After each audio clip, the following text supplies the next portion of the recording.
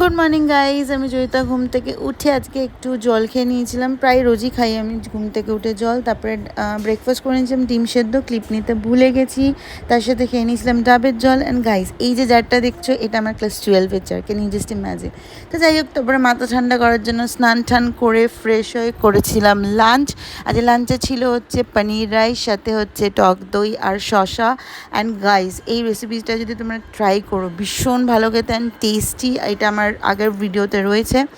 তো তারপরে চলে গেছিলাম আমার বাড়িতে এসি ইনস্টলের জন্য। ওখান থেকে অনেক টাইম লেগে গেছিলো।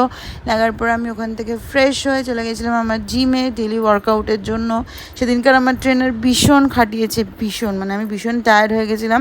তো যাই হোক, আমরা ভালো করে জিম টিম করার পর, এক্সারসাইজ করার পরে আমি ভীষণ টায়ার্ড হয়ে পড়েছিলাম। তো বাড়ির উদ্দেশ্যে বেরিয়ে পড়েছিলাম বাড়ি যাব বলে। তো যাওয়ার সময় ছোটো ছোটো বেবিসগুলোকে টাটা করে একটু আদর করে বাড়ি চলে যাই। টাটা।